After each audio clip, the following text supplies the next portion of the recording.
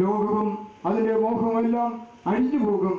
ഈ ലോക ജീവിതം താൽക്കാലികമാണ്, അത് പെട്ടെന്ന് കഴിഞ്ഞു പോകും. നിത്യമായൊരു ജീവിതം നമുക്ക് ദൈവത്തോടൊപ്പം നിത്യതയിലുണ്ട്.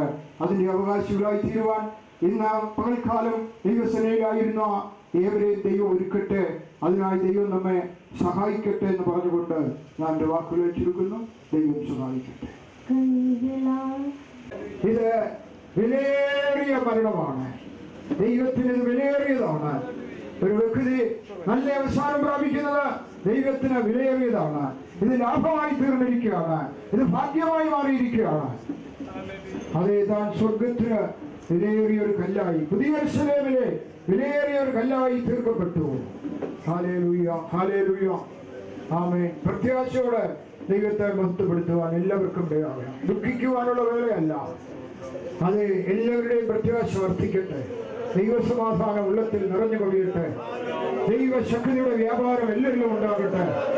ഇതൊരു മരണ ശുശ്രൂഷയല്ല, ഉയർപ്പിക്കുന്ന ശുശ്രൂഷയാണ്. ഭാരപ്പെടേണ്ട, ദുഃഖിക്കേണ്ട, കലങ്ങേണ്ട. ഞാൻ നിങ്ങൾക്കായി ജീവിക്കുന്നു. ഞാൻ മരിച്ചവനായിരുന്നു, എന്നേക്കും ജീവിച്ചിരിക്കുന്നു.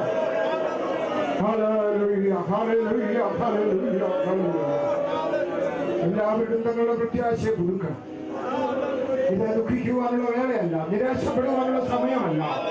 പ്രത്യാശയെ പുതുക്കിയാട്ട്. കർത്താവ് നമ്മോട് കൂടെ ഉണ്ട്. അവൻ നമ്മുടെ നിത്യപിതാവാണ്.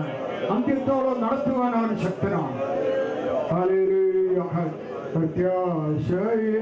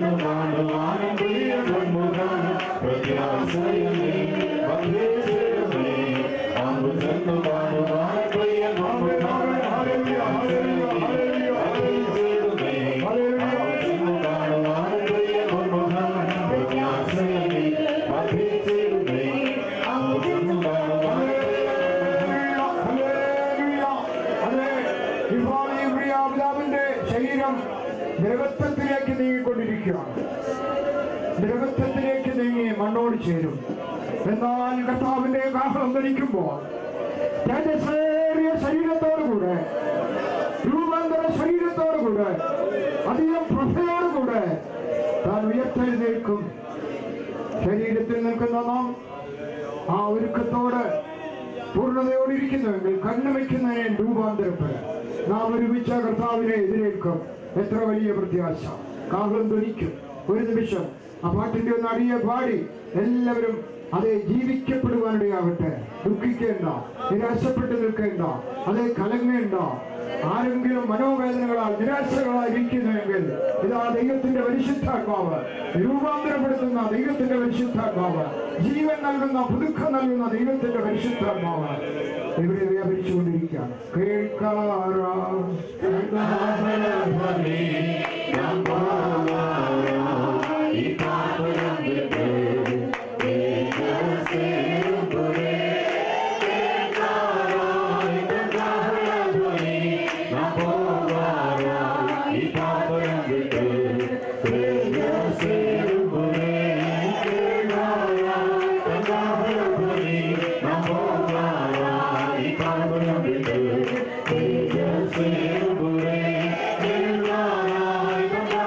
Thank you.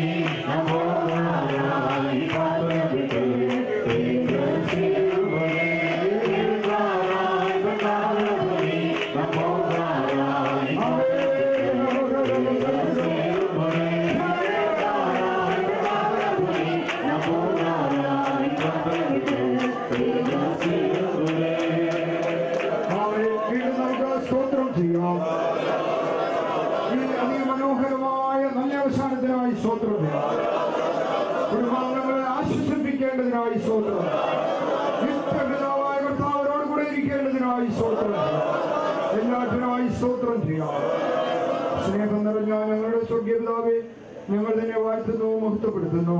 ഞങ്ങളുടെ പ്രിയ പിതാവ് ഈ ലോകത്തിലായിരുന്നപ്പോൾ കർത്താവിനെ പ്രസാദിപ്പിച്ച് തന്റെ കൽപ്പനകളെ അനുസരിച്ച് യഥാർത്ഥമായ രക്ഷയുടെ അനുഭവം പ്രാപിച്ച് മുരുകൻ സ്നാനമെടുത്ത് പരിശുദ്ധാത്മശക്തിയാൽ ശരീരത്തിന്റെ പ്രവൃത്തികളെ മരിപ്പിച്ച് വിശുദ്ധീകരണം പ്രാപിച്ച് പ്രത്യാശയോടെ കർത്താവിന്റെ സന്നിധിയിലേക്ക് ചേർക്കപ്പെടുവാൻ ഭാഗ്യം കൊടുത്തല്ലോ.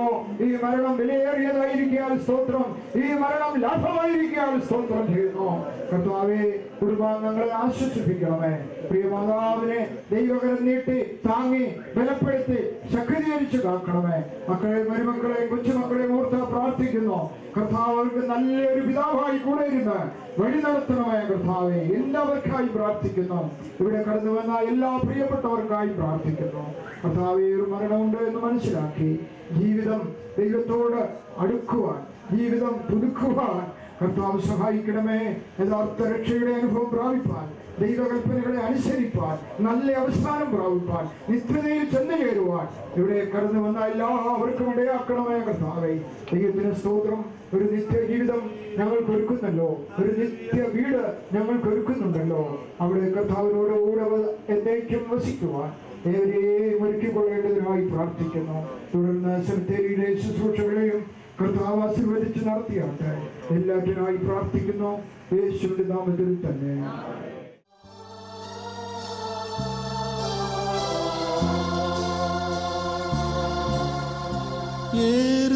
യെരൂശലേമൻ ഇമ്പവീടേ, എപ്പോൾ ഞാൻ വന്നു ചേരും. ധരണിയിലെ പാടും കേടും എപ്പോളിഞ്ഞൊഴിയും.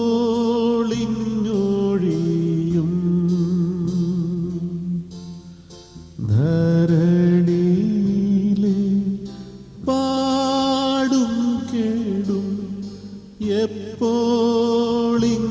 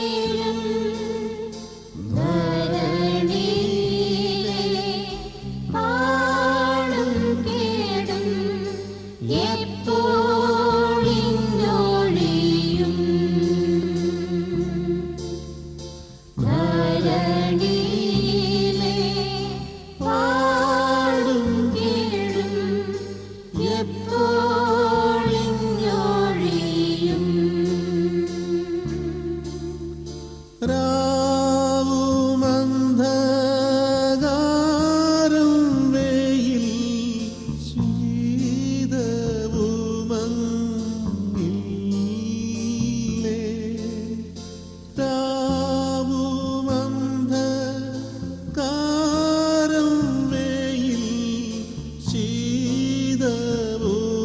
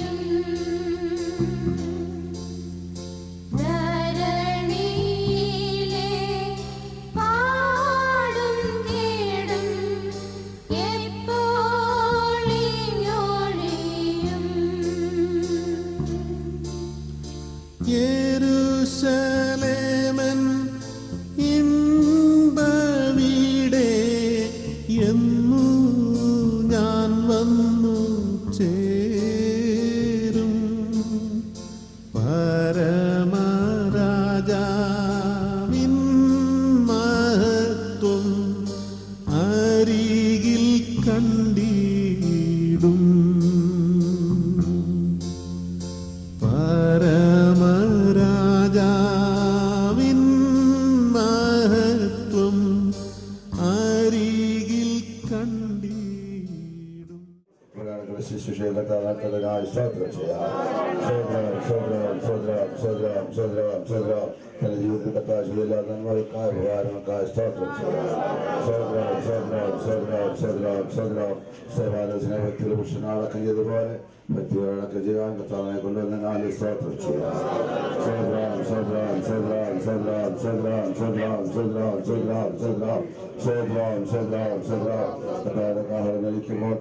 സ്ഥിരത്തോടുകൂടെ ഉയർത്തിൻ്റെ പ്രത്യാശ വന്നിരിക്കാൻ സ്തോത്രം ചെയ്യാം.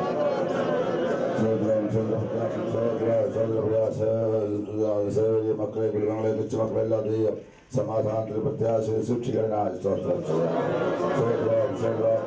ശുശ്രൂഷകളെല്ലാം ദൈവ പ്രാധാന്യപ്പെടേണ്ടതിനായി സ്തോത്രം ചെയ്യാം. മഹത്വമാക്കലിനായി സ്തോത്രം ചെയ്യാം. സ്വോത്രം നമുക്ക് എല്ലാവർക്കും കടന്നു പോക്കേണ്ടത് ഞാൻ ഒരുക്കപ്പെടാൻ നമ്മെല്ലാം സഹായിക്കലിനായി സ്തോത്രം ശിരോശ്വാസം എല്ലാവരും നിറയ്ക്കലിനായി സ്തോത്രം ചെയ്യാം.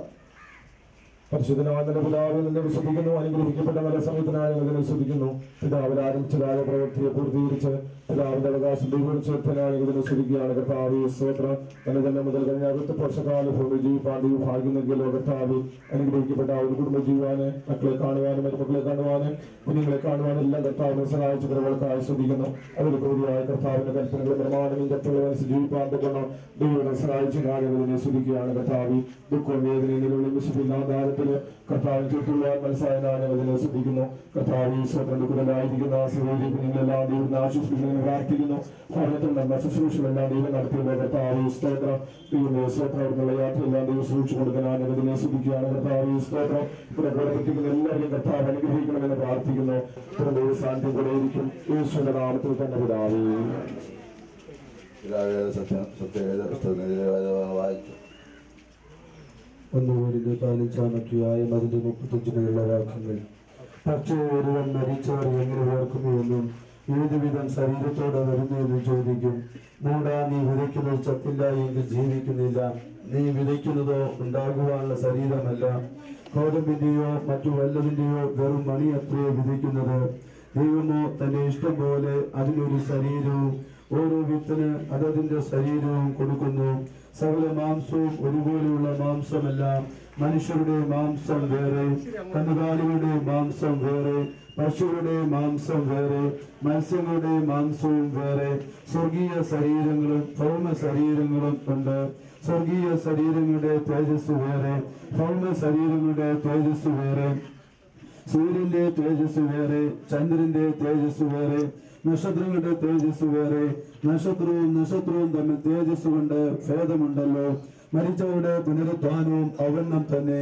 ദ്രവത്വത്തിൽ വിതയ്ക്കപ്പെടുന്നു, അദ്രവത്വത്തിൽ ഉയർക്കുന്നു. അപമാനത്തിൽ വിതയ്ക്കപ്പെടുന്നു, തേജസ്സിൽ ഉയർക്കുന്നു. ബലഹീനതയിൽ വിതയ്ക്കപ്പെടുന്നു, ശക്തിയിൽ ഉയർക്കുന്നു. പ്രാകൃത ശരീരം വിതയ്ക്കപ്പെടുന്നു, ആത്മീക ശരീരം ഉയർക്കുന്നു. പ്രാകൃത ശരീരം ഉണ്ടെങ്കിൽ ആത്മീക ശരീരവും ഉണ്ട്. ഒന്നാം മനുഷ്യനായ ആദാം ജീവനുള്ള ദേഹിയായി തീർന്നു എന്ന് എഴുതിയിരിക്കുന്നുവല്ലോ. ഒടുക്കത്തെ ആദാം ജീവിപ്പിക്കുന്ന ആത്മാവായി. എന്നാൽ ആത്മീകമല്ല, പ്രാകൃതമത്രേ ഒന്നാമത്തേത്. ആത്മീകം പിന്നത്തേതിൽ വരുന്നു. ഒന്നാം മനുഷ്യൻ ഭൂമിയിൽ നിന്ന് മണ്ണുകൊണ്ടുള്ളവൻ, രണ്ടാം മനുഷ്യൻ സ്വർഗത്തിൽ നിന്നുള്ളവൻ.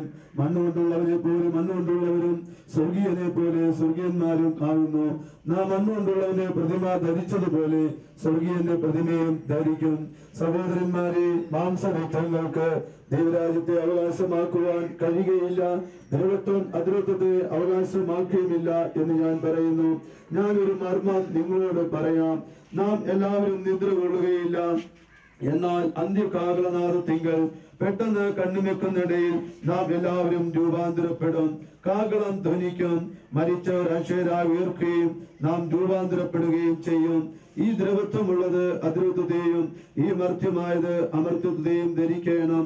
ഈ ദ്രവത്വമുള്ളത് അദ്രവത്വത്തെയും ഈ മർത്യമായത് അമർത്യത്വത്തെയും ധരിക്കുമ്പോൾ മരണം നീങ്ങി ജയം വന്നിരിക്കുന്നു എന്നെഴുതിയ വചനം നിവർത്തിയാകും. ഹേ മരണമേ, നിന്റെ ജയം എവിടെ? ഹേ മരണമേ, നിന്റെ വിഷമുള്ള എവിടെ? മരണത്തിന്റെ വിഷമുള്ള പാപം, പാപത്തിന്റെ സത്യ ന്യായപ്രമാണം നമ്മുടെ കർത്താവായ യേശു ക്രിസ്തു മുഖാന്തരം നമുക്ക് ജയം നൽകുന്ന ദൈവത്തിന് സ്തോത്രം. വിശുദ്ധമായ നാമത്തിൽ നന്ദിയോടെ സ്തോത്രം ചെയ്യുന്നു. ഈ പ്രത്യേക സന്ദർഭത്തിൽ ജോണിച്ചാൻ്റെ അടക്കാസുരക്ഷയുടെ ബന്ധത്തിൽ അവസാനമായി നമുക്ക് എല്ലാവർക്കും ഈ സെമിറ്ററിൽ കടന്നു വരുവാൻ ദൈവയാക്കി ദൈവത്തെ സ്തുതിക്കുന്നു. ഭവനത്തിൽ വന്ന് അതിനെക്കുറിച്ച് സാക്ഷ്യം പറയണമെന്ന് ആഗ്രഹം ഉണ്ടായിരുന്നു. ഞാൻ ഇറങ്ങി പുറപ്പെട്ടു. ചില സാങ്കേതിക തടസ്സങ്ങൾ എത്തുവാൻ കഴിയാതെ പോയി. ദൈവത്തിന് സ്തോത്രം. ഒറ്റ വാക്കിൽ തന്നെക്കുറിച്ച് പറഞ്ഞാൽ താൻ കത്തിശോഭിക്കുന്ന ഒരു വിളക്കായിരുന്നു. ആ ദേശത്ത് താൻ പ്രകാശം കൊടുത്തുകൊണ്ടിരുന്ന ഒരു വിളക്കായിരുന്നു. ആ വിളക്ക് ഇവിടെ അണഞ്ഞു, സാരമില്ല, സ്വർഗീയ പരദേശിയിൽ അത്യുജ്വല ശോഭയോടെ പ്രകാശിക്കുമെന്ന് എനിക്ക് നല്ല ധൈര്യമുണ്ട്. ദൈവത്തിന് സ്തോത്രം. വിശുദ്ധ ബൈബിളിലേക്ക് ശ്രദ്ധയെ കൊണ്ടുവരുമ്പോൾ ദിനവൃത്താന്ത പുസ്തകത്തിൽ അതിൻ്റെ 29-ാം അധ്യായത്തിൽ ദാവീദ് രാജാവ് ഈ ഭൂമിയിലെ ജീവിതത്തെക്കുറിച്ച് പറയുന്ന ചില കാര്യങ്ങളുണ്ട്. അതിൻ്റെ 15-ാം വാക്യത്തിൽ ഇങ്ങനെ പറയുന്നു: ഞങ്ങൾ നിന്റെ മുമ്പാകെ സകല പിതാക്കന്മാരെയും പോലെ അതിഥികളും പരദേശികളുമാകുന്നു. ഭൂമിയിൽ ഞങ്ങളുടെ ആയുഷ്കാലം ഒരു നിഴൽ പോലെ അത്ര യാതൊരു സ്ഥിരതയുമില്ല. ഇന്നത്തെ പോലുള്ള യൂണിവേഴ്സിറ്റികളൊന്നും ഇല്ലാത്ത കാലഘട്ടത്തിൽ ജീവിച്ചിരുന്നായ ഒരു സാധാരണ മനുഷ്യൻ രാജ്യത്വത്തിലേക്ക് കടന്നു വന്നെങ്കിൽ തന്നെയും ദൈവത്തിന് സ്തോത്രം, ഈ വലിയ അറിവ് എവിടെ നിന്ന് ലഭിച്ചെന്ന് ഞാൻ അത്ഭുതപ്പെട്ടു പോയത്. 3 കാര്യങ്ങൾ താൻ പ്രധാനമായി പറയുന്നുണ്ട്. 1, ഞങ്ങൾ അതിഥികളാണ്. 2, പരദേശികളാണ്. 3, ഒരു നിഴൽ പോലെയാണ് ഒരു ജീവിതം. എന്നാൽ ആധുനിക ലോകം ഇത്രത്തോളം പുരോഗമിച്ചെങ്കിലും ഇന്നത്തെ ശാസ്ത്രലോകമോ ആയതുപോലെ തന്നെ സംസ്കാര സമ്പന്നരായ മനുഷ്യരോ ഇങ്ങനെയുള്ള വാക്കുകൾ പറയുന്നത് ഞാൻ കേൾക്കാറില്ല. നല്ല നല്ല കാര്യങ്ങളൊക്കെ പുകഴ്ചയൊക്കെ പറയും. പക്ഷെങ്കിൽ അതിഥികളാണെന്നും പരദേശികളാണെന്നും ആയുഷ്കാലം ഒരു നിഴൽ പോലെ എന്നും പറയുന്നവരെ എനിക്ക് കാണാൻ കഴിഞ്ഞിട്ടില്ല. വീണ്ടും സ്തോത്രം. ഒരു ആറ്റണി ചെറുക്കനായ ദാവീദ് ഇതെങ്ങനെ ഈ വലിയ അറിവ് കിട്ടി എന്ന് ഞാൻ സംശയിച്ചു പോകുന്നു. ദൈവത്തിന് സ്തോത്രം. 3 കാര്യമാണ്. 1, അതിഥി പരദേശി. 2, പരദേശി. അതിഥിയും പരദേശിയും ഒരിക്കലും ഒരിടത്ത് സ്ഥിരമായി വസിക്കത്തില്ല. അതിഥി വന്നാൽ ഇന്നല്ലെങ്കിൽ നാളെ അല്ലെങ്കിൽ മറ്റന്നാൾ അല്ലെങ്കിൽ ഒരാഴ്ച കഴിഞ്ഞ് കടന്നു. പരദേശിയും കുറേ നാൾ വരും, ജീവിക്കും, അത് കഴിഞ്ഞിട്ട് സ്വദേശം. അപ്പോൾ അതിഥിക്കും പരദേശിക്കും ഒരു സ്വദേശമുണ്ട്. ദൈവത്തിന് സ്തോത്രം. അതിഥിക്കും പരദേശിക്കും ഒരു സ്വദേശമുണ്ട്. എന്നാൽ മറ്റ് ഒരു നിഴൽ പോലെ ഈ അതിഥി പരദേശി ആരാണെന്ന് ചോദിച്ചാൽ ഈ ജോണിച്ചായൻ, ഈ ബോഡിയല്ല, ഈ ശരീരമല്ല, ഈ ജോണിച്ചായൻ സത്യത്തിൽ വിട്ടുപിടിയില്ല. താൻ എവിടെ പോയി ചോദിച്ചാൽ നമ്മളങ്ങ് പറയും സ്വർഗീയ പരദേശിയിൽ പോയി. ഇപ്പോൾ ആരോടും ജോണിച്ചായൻ എന്ത് ചെയ്യുന്നു ചോദിച്ചാൽ ഇവിടെ കിടക്കുന്ന പറയത്തില്ല. ഈ കോഫിനിൽ ഒതുങ്ങി നിൽക്കുന്ന ആരും പറയില്ല ജോണിച്ചായനോട് ഉണ്ടോ? ഇല്ല. ഉണ്ടോ? ജോണിച്ചാനോടില്ല. ദൈവത്തിന് സ്തോത്രം. ഇപ്പോൾ ഇത് ആരെന്ന് ജോണിച്ചാൻ്റെ നിഴലായി കിടന്നു. ജോണിച്ചാൻ്റെ ഒരു നിഴൽ, ആ നിഴലായി അയാളിൽ ജോണിച്ചാനോടില്ല. ഈ ദാവീദ് എഴുതിയ സങ്കീർത്തന ഈ പുസ്തകത്തിൽ അല്ലെങ്കിൽ താൻ പറഞ്ഞ പ്രകാരം 1 അതിഥി പരദേശി, 3 നിഴൽ. ഇതൊരു നിഴലാണ്. ദൈവത്തിന് സ്തോത്രം. നിഴലിന് സ്ഥിരതയില്ല. ഒരിക്കലും നിഴൽ മാറിക്കൊണ്ടേയിരിക്കും, മാറി മാറി അസ്തമിക്കും. അപ്പോൾ ഇതൊരു നിഴൽ. അപ്പോൾ ഈ നിഴല് അല്പസമയത്തിനുള്ളിൽ മാഞ്ഞു പോകും. അതിഥി അല്ലെങ്കിൽ പരദേശി സ്വദേശത്തേക്കും സ്വന്തം വീട്ടിലോട്ട് കടന്നു പോകും. വീട്ടിൽ സ്തോത്രം. അങ്ങനെയെങ്കിൽ ഈ ജോണിച്ചായൻ സ്വന്തം വീട്ടിലേക്ക് കടന്നു പോയിട്ടുണ്ട്. മറ്റ് ചിന്തിക്കേണ്ടി എല്ലാവർക്കും ഒരു സ്വന്തം വീടുണ്ടോ, എല്ലാവരും അങ്ങനെ പോകുന്നുണ്ടോ എന്ന് പരിശോധിക്കുന്നത് വളരെ നന്നായിരിക്കും. ദൈവത്തിന്റെ സ്തോത്രം. അതോടൊപ്പം തന്നെ ഉൽപ്പത്തി പുസ്തകത്തിലോട്ട് കടന്നു വരുമ്പോൾ വിശുദ്ധന്മാർ പലരും പറഞ്ഞിരിക്കുന്ന ഭാഗങ്ങൾ എന്തിനാണ് വായിക്കുന്നു ചോദിച്ചാൽ നമ്മൾ ചിന്തിക്കാൻ വേണ്ടിയാണ്. ഫറവോ രാജാവിൻ്റെ മുമ്പിൽ യോസെഫിൻ്റെ പിതാവായ യാക്കോബ് ചെല്ലുന്ന ഒരു ഭാഗം നമുക്ക് കാണാൻ കഴിയുന്നുണ്ട്. ദൈവത്തിന് സ്തോത്രം. 47-ാം അധ്യായത്തിൽ യോസെഫ് ഇങ്ങനെ തൻ്റെ പിതാവിനെയും കൊണ്ട് അവിടെ ചെല്ലുമ്പോൾ യോസെഫ് തൻ്റെ അപ്പനായ യാക്കോബിനെയും കൊണ്ട് അകത്ത് ചെന്നു ഫറവോൻ്റെ സന്നിധി നിർത്തി. അപ്പോൾ യാക്കോബ് ഫറവോനെ അനുഗ്രഹിച്ചു. ഫറവോൻ യാക്കോബിനോട് എത്ര വയസ്സായെന്ന് ചോദിച്ചു. ഉടനെ യാക്കോബ് പറയുന്ന ഉത്തരം യാക്കോബ് ഫറവോനോട് എൻ്റെ പരദേശ പ്രയാണത്തിൻ്റെ കാലം 130 സംവത്സരമായിരിക്കും. എൻ്റെ ആയുഷ്കാലം ചുരുക്കവും കഷ്ടമുള്ളാത്തത്. ദൈവത്തിന് സ്തോത്രം. അപ്പോൾ എൻ്റെ പരദേശ പ്രയാണ കാലം, അപ്പോൾ ഇവർക്കെല്ലാവർക്കും അറിയാമായിരുന്നു ഞാൻ പരദേശ പ്രയാണ യാത്ര. ഈ പഴയ ഭക്തന്മാർക്ക് ഞാൻ ഇന്നത്തെ പോലെ എഡ്യൂക്കേഷൻ ഒന്നും പറഞ്ഞിട്ടില്ല, യൂണിവേഴ്സിറ്റികളൊന്നുമില്ല, പഠിപ്പിക്കാനുള്ള കോളേജുകളില്ല, വിദ്യാഭ്യാസ ശാലകളൊന്നുമില്ല. ഈ ദാവീദിനെയൊക്കെ സംബന്ധിച്ചിടത്തോളം, ഈ യോസഫിനെയൊക്കെ സംബന്ധിച്ചിടത്തോളം ദൈവത്തിന് സ്തോത്രം എവിടെ പഠിച്ചുവെന്ന് നമുക്ക് പറയാൻ കൊണ്ട് കഴിയുന്നില്ല.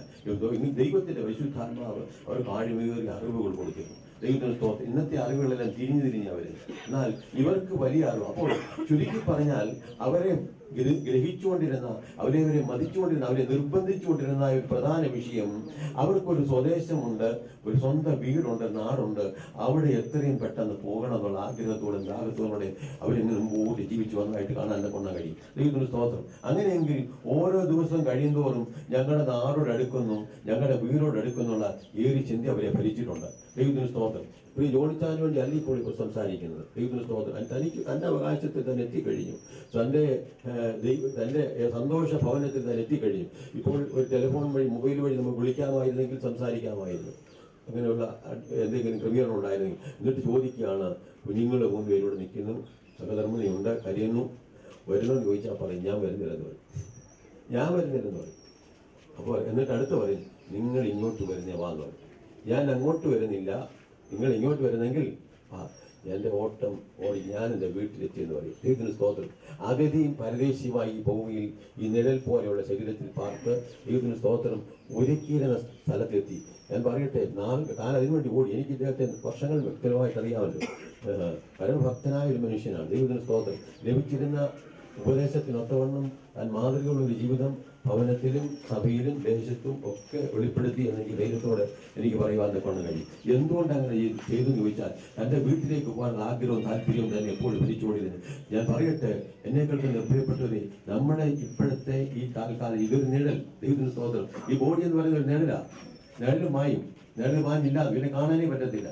ഇനിയും ഇവിടെ എത്രയോ പേരെ ഇവിടെ നമ്മളവിടെ അടക്കിയിട്ടുണ്ട്. ഈ ഇവിടെ ഇത് സെമിത്തേറുകൾ സമുച്ചയം തന്നെയാണ്. എത്രയോ ആയിരങ്ങളെ ഇവിടെ അടക്കിയിട്ടുണ്ട്. ഇവരെല്ലാം ഇവിടെ വെച്ച് കാണാൻ പറ്റൂ? ഇനിയില്ല, ഇവിടെ ഇല്ല. ഇവര് ദൈവത്തിന് സ്തോത്രം. അവരെ നിശ്ചയിക്കപ്പെട്ട സ്ഥലത്തേക്ക് കടന്നുപോയി. ഒരു കൂട്ടര് അവരുടെ വിശ്രാമ സ്ഥലമായ ദൈവസേനയിലേക്ക് കടന്നുപോയി.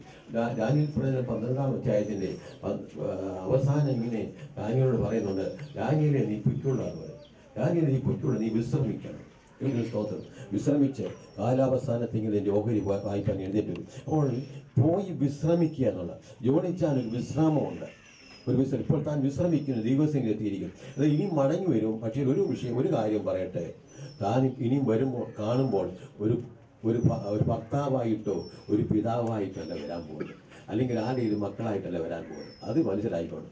ഇനിയും പ്രിയ സിസ്റ്ററിനോ കുഞ്ഞുങ്ങൾക്കൊന്നും എൻ്റെ പിതാവായിട്ടോ എൻ്റെ അപ്പനായിട്ടോ ഭർത്താവായിട്ടോ ഒന്നും ഇനി കാണാൻ പറ്റിയില്ല. ഈ ക്രിസ്തു ആത്മാവ് അതിനെ നൽകിയവൻ്റെ അടുക്കലേക്ക് മടങ്ങിപ്പോകുന്ന സഭാപ്രസംഗിൽ നമുക്ക് കാണാൻ കഴിയുന്നു.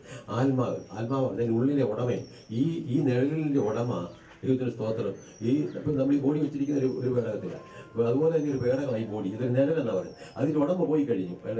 ആത്മാവ് അതിനെ നൽകിയവൻ്റെ അടുക്കിലേക്ക് പോയി. ദൈവത്തിന് സ്തോത്രം. ഇനിയും ഈ അറിവില്ല, ജഡത്തിൽ ഇനി ഒരറിവില്ല. ഇനി ആ വ്യക്തി അറിയാം, ഇന്നാരാന്നറിയാം, പക്ഷെ ഇന്നാരുടെ മകനാണെന്നോ ഇന്നാരുടെ ഭർത്താവാണെന്നോ ഇന്നാരുടെ പിതാവാണെന്നോ ഉള്ള അറിവില്ല. പക്ഷെ ദൈവമകളായി ഉള്ള അറിവ്, നിത്യമുള്ള അറിവ് മാത്രമേ ഉണ്ടായിരിക്കത്തുള്ളൂ. അതുകൊണ്ട് ചിലരൊക്കെ ചെറിയ വേദികളിലേക്ക് ഇങ്ങനെ പ്രസംഗിക്കാറുണ്ട്, നമുക്ക് ഇനി അവിടെ പോയി കാണാം, പിന്നെ അമ്മയും ഭാര്യയും മക്കളും എല്ലാം കൂടെ സ്വർഗത്തിൽ ചെന്നൊരു കുടുംബജീവിതമൊക്കെ ഉണ്ടെന്നൊക്കെ ഇല്ല, അങ്ങനെയില്ല. ദൈവത്തിന് സ്തോത്രം. സ്വർഗത്തിൽ ചെന്ന് കഴിയുമ്പോൾ അവരെ ദൈവപുത്രന്മാരായി അറിയപ്പെടും. ദൈവപുത്രന്മാർ ഇവിടെ ചെന്നിട്ട് സ്വർഗത്തിൽ എല്ലാ ദൈവപുത്രൻ, കാരണം അവർ ദൈവത്തിൽ നിന്ന് അവിടെ നിന്ന് വന്നവരാ. ആത്മാവ് അതിനെ നൽകി അവൻ്റെ അടുക്കിലേക്ക് മടങ്ങിപ്പോകുന്നതിന് ഇങ്ങോട്ട് വന്നവനെ മടങ്ങിപ്പോകത്തുള്ളൂ. ദൈവത്തിന് സ്തോത്രം. ഒരു കൂട്ടര് ന്യായവിധിക്കായി ഉയർത്തെഴുന്നേറ്റ്, ഒരു കൂട്ടര് ദൈവസേനയിൽ നിത്യമായി നിത്യരാജ്യത്തിന് അവകാശമായിട്ട് വരും. 2 ഗ്രൂപ്പായിട്ടാണ് വരുന്നത്. 2 ഗ്രൂപ്പ്. വെളിപ്പാട് ദിവസം പറഞ്ഞിങ്ങനെ അവസാനിക്കുമ്പോൾ നമുക്ക് കാണാൻ കൊണ്ട് കഴിയുന്നുണ്ട്, ജീവോത്സവത്തിൽ പേരെഴുതി കാണാത്ത ഏവനെയും തീപ്പയിൽ തള്ളിയിടുമെന്ന്. ദൈവത്തിന് സ്തോത്രം. അങ്ങനെയെങ്കിൽ മനുഷ്യന്റെ നിത്യത കഴിക്കുന്നത് 2 സ്ഥലത്താണ്. ഒന്ന് നിത്യസ്വർഗം, 2 നിത്യത്തീപ്പ. അത് തിരഞ്ഞെടുപ്പിനുള്ള സ്വാതന്ത്ര്യം അവർക്ക് തന്നെ കൊടുത്തിരിക്കുക. യോണിച്ചാൻ ജീവിച്ചിരിക്കുമ്പോൾ ഒരു തിരഞ്ഞെടുപ്പ് നടത്തി. ദൈവത്തിന് സ്തോത്രം. അതിന് ഭാര്യയോട് ചോദിക്കേണ്ടിയോ മക്കളോട് ചോദിക്കേണ്ടിയോ സഹോദരങ്ങളോട് ചോദിക്കേണ്ട കടപ്പാടൊന്നുമില്ല. അതെല്ലാം അവരവരാ തീരുമാനിക്കേണ്ടത്. തങ്ങളുടെ നിത്യത ഇവിടെ കഴിക്കും. ഇവിടെ കടന്നു വന്നിരിക്കുന്ന പ്രിയപ്പെട്ടവരെ, ഞാനൊരു വാക്ക് പറയട്ടെ. നിങ്ങളുടെ നിത്യതയെക്കുറിച്ച് നിങ്ങൾ ചിന്തിച്ചിട്ടുണ്ടോ? ദൈവത്തിൽ അന്യനും പരദേശിയും അതിഥി പരദേശി പറഞ്ഞല്ലോ. അതിഥി പരദേശി. ഒരു വീട്ടിൽ നിങ്ങൾ വിരുന്നിന് പോയാൽ അവിടെ താമസിക്കും. 2 ദിവസം കഴിഞ്ഞ് 3 ദിവസം ഒരു ആഴ്ച കഴിയുമ്പോൾ അവർ ചോദിക്കും പോകുന്നില്ലെന്ന് ചോദിക്കും.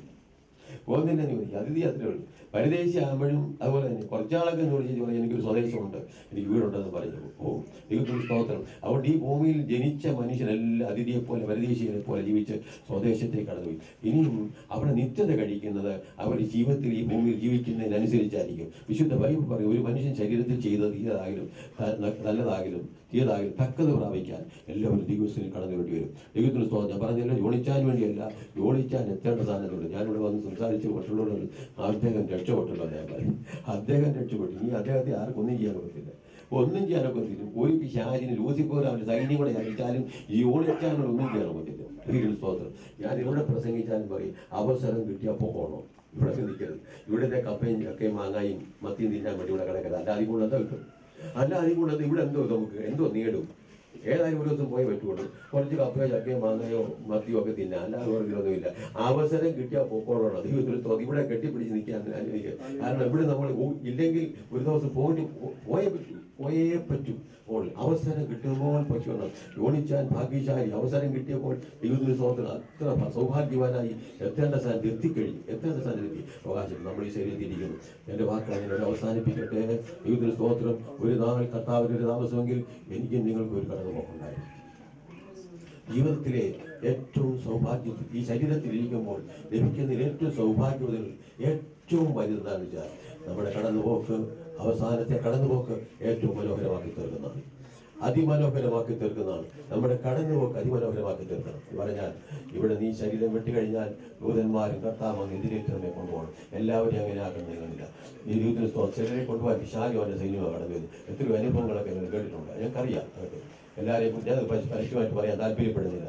ഈ പ്രിയപ്പെട്ടവനെ ദൂതന്മാർ വന്ന് കൊണ്ടുപോയിട്ടുണ്ട്. ഞാൻ പറഞ്ഞില്ല, കടന്നുപോക്ക് ഈ ലോകത്തിൽ എന്തെങ്കിലും പേരോ പ്രശസ്തിയോ മറ്റൊന്നും നേടുന്നില്ല. നമ്മുടെ ഈ ലോകത്തിൽ ഗുഡ് ബൈ പറഞ്ഞു പോകുമ്പോൾ ആ കടന്നുപോക്ക് അതിമനോഹരമാക്കി തീർക്കുന്നതാണ് ജീവിതത്തിലേക്ക് ഏറ്റവും വലിയ സൗഭാഗ്യം. ആരും കൂടെ വരത്തില്ല കേട്ടോ, ആരും കൂടെ വരത്തില്ല. ഒരുത്തരും ആ സമയത്ത് നമ്മെ സഹായിക്കാൻ ആരും ഉണ്ടായിരിക്കത്തില്ല. ആർക്കും ഒന്നും ചെയ്യാൻ പറ്റത്തില്ല. ഒരു 10 മിനിറ്റ് പിടിച്ചു നിർത്താൻ പോലും പറ്റത്തില്ല. ആ കടന്നുപോക്ക് അതിമനോഹരമാക്കി തീർക്കണം. യേശുവിന്റെ സന്നിധിയിലെത്തണം. ദൂതന്മാർ നമ്മെ കൊണ്ടുപോകാൻ കടന്നു വരണം. ശാസിക്കളെല്ലാം കൊണ്ടുപോകാൻ തരരുത്. ഒരു നിമിഷം നമ്മുടെ കണ്ണുകളെ മൂടാം. ഈ കേട്ട വചനത്തിന് മുമ്പാകെ നമ്മെ തന്നെ സമർപ്പിക്കാം. കർത്താവിന്റെ ഒരു താമസമെങ്കിൽ ഇതുപോലെ ഒരു കൂപ്പിനോട് ഒരു ശവപ്പെട്ടിയോട് അടുത്ത് നിൽക്കുന്ന ഒരാൾ ഈ കൂട്ടത്തിലുണ്ട്. ഈ യോണിച്ചാൻ ഒരുപക്ഷെ ചിന്തിച്ചാണോ എന്ന് എനിക്ക് അറിഞ്ഞുകൂടാ. കഴിഞ്ഞ നടക്കുമ്പോൾ താനാണ് ഈ ശവപ്പെട്ടിയോട് അടുത്ത് നിൽക്കുന്നത്, ഇതുപോലെ സമിതിയുടെ അടുത്ത് നിൽക്കുന്നതാണോ എന്ന് അറിഞ്ഞുകൂടാ. ഇവിടെ നിൽക്കുന്നവർ ഞാനായിരിക്കാം, നിങ്ങൾ ആരെയുമായിരിക്കാം. ഏറ്റവും അടുത്ത് ആ മരണ ദിവസത്തോട് ആ ശവപ്പെട്ടിയോട് അടുത്ത് നിൽക്കുന്ന ഒരാളുണ്ട്. അങ്ങനെ എന്തുണ്ടെങ്കിൽ 1, 2, 3, 4 എന്നുള്ള നമ്പറിൽ ആ ഞങ്ങളെല്ലാം നിൽക്കുകയാണ്. ദൈവത്തിന്റെ വൈദ്യങ്ങൾ നമ്മൾ അഭിമാനിക്കും. നമുക്കൊരു കടന്നുപോക്കുണ്ട്. ആ കടന്നുപോക്ക് അതിമനോഹരമാക്കി തീർത്ത് നശിപ്പാൻ ജീവിതം സൗഭാഗ്യമാക്കി തീർപ്പാൻ സഹായിച്ചുകൊണ്ട് എന്റെ വാക്കുകൾ വിരമിക്കുന്നു. സഹോദരന്മാരെയും കുഞ്ഞുങ്ങളെ അവരുടെ കുടുംബങ്ങളെ സ്വന്തക്കാരെ അഗ്നികളെയും എല്ലാവരെയും അത് ആശ്വസിപ്പിക്കട്ടെ എന്ന് പ്രാർത്ഥിച്ചുകൊണ്ട് എന്റെ വാക്കുകൾ ഒരിക്കലും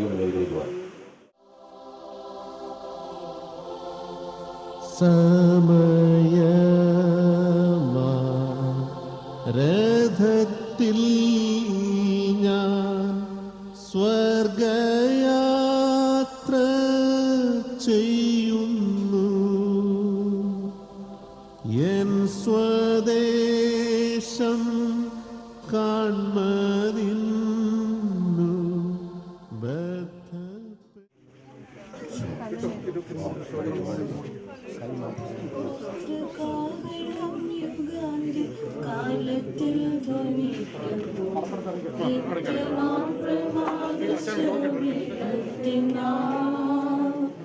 കാലത്തിൽ രക്ഷപ്പെട്ടോരക്കരെ കൂടി ആകാശം പേർ വിളിക്കും നേരം കാണുമെൻ പേരും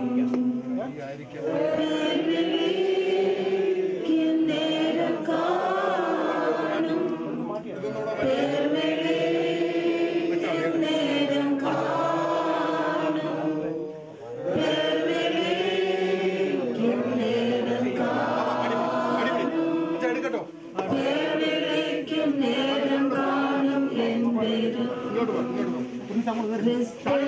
നിദ്ര കൊണ്ടൊരു ശോഭിത പ്രഭാതത്തിൽ